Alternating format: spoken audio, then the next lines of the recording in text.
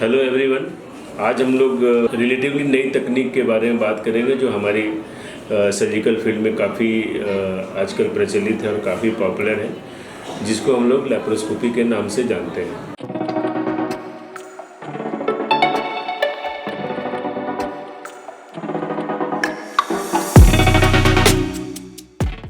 आम भाषा में बहुत लोग इसमें लेज़र के वर्ड भी यूज़ करते हैं, लेज़र सर्जरी के नाम से बोलते हैं, लेकिन वस्तुतः इसमें कोई लेज़र जो रेज या ऐसा कुछ यूज़ नहीं होता है। इसको हम लोग की होल सर्जरी बोलते हैं, मिनिमल एक्सेस सर्जरी बोलते हैं and most commonly laparoscopic surgery के नाम से जानते हैं। इसमें जो हम लोग सर्जरी, इस विधि में जब सर्जरी करते हैं तो इसमें एक स्पेशल कुछ इंस्ट्रूमेंट्स यूज होते हैं, जिसमें कि एक ट्यूब जैसा इंस्ट्रूमेंट्स होता है जिसको हम लोग टेलीस्कोप बोलते हैं, और वो टेलीस्कोप हमारे कैमरा सिस्टम से कनेक्टेड रहता है, और उस कैमरा सिस्टम से जो अंदर का पिक्चर है, पेट के अंदर का जो व्यू है, वो टीवी जैसा एक मॉनिटर पे आता है।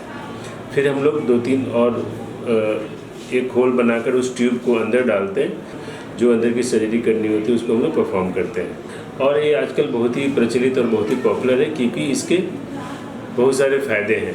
अगर हम हिस्ट्री की बात करें तो ये हिस्ट्री अब तो उतनी नई भी नहीं है, काफ़ी इस्टेब्लिश प्रोसीजर है। वैसे लैप्रोस्कोपी का इतिहास बहुत पुराना है, लेकिन जो सबसे ज़्यादा जो डेवलपमेंट हुआ है 80s या लेट 80s में हुआ है। 1985 में एक जर्मन सर्जन थे एरिक मोहे, उन्होंने फर्स्ट टाइम गॉल ब्लैडर की सर्जरी करी थी।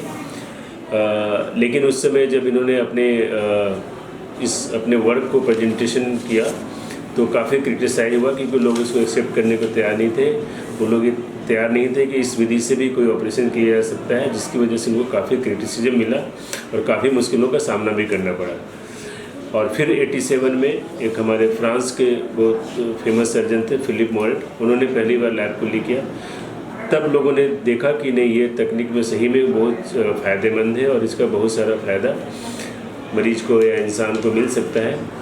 तो इस वजह से फिर इन लोगों ने इस पर बहुत ज़्यादा फिर बाद में डेवलपमेंट हुआ, बहुत ज़्यादा टेक्निक्स में और टेक्नोलॉजी में डेवलपमेंट हुआ, और आज के डेट में ये काफ़ी ज़्यादा प्रचलित है। और इसी लैप्रोस्कोपिक सर्जरी का एक्सटेंशन ये है आज के डेट में कि ये रोबोटिक सर्जरी के द्वारा भी किया जाने लगा है।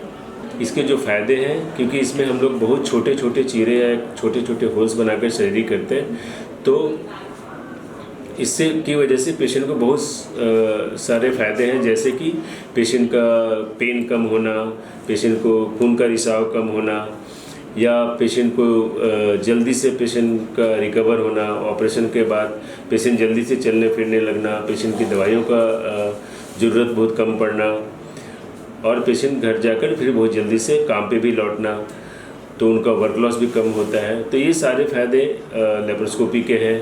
साथ में पेशेंट को पेट पे निशान बहुत कम पड़ता है, तो ये कॉस्मेसिस भी है। पेशेंट जल्दी घर चला जाता है, जल्दी काम पे लौटता है, तो ये कॉस्ट इफेक्टिव भी होता है। तो ये सारे जनरल फ़ायदे हैं। कुछ फ़ायदे, स्पेसिफिक फ़ायदे जो हम डिजीज़ स्पेसिफिक भी होते हैं, जब हम लोग किसी डिजीज़ पे बात करेंगे तो उसके बारे में बात करेंगे। पर ये सारे फ़ायदे हर पेशेंट में, हर लैप्रोस्कोपिक सर्जरी में मिलते हैं, जिसकी वजह से ये काफ़ी आजकल पॉपुलर है।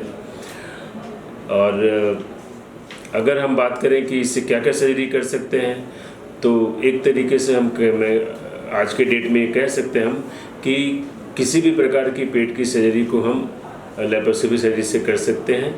कुछ जैसे कि मुख्यतः गॉल ब्लैडर की सर्जरी, हर्निया की सर्जरी, अपेंडिक्स की सर्जरी, या फिर यूट्रस या उसके आसपास में जो अंडाशय होते हैं, ओवरीज होते हैं, उसकी सर्जरी, लीवर की सर्जरी, पैनक्रियाज की सर्जरी, स्प्लीन की सर्जरी, स्टोमक की सर्जरी या इंटेस्टिन्स की सर्जरी, जिसको हम लोग GI सर्जरी बोलते हैं। इस तरह की सारी सर्जरीज, कैंसर की बहुत सारी सर्जरीज, गायनी सर्जरीज, सारी सर्जरी ऑलमोस्ट हम लोग लैप्रोस्कोपी से कर सकते हैं।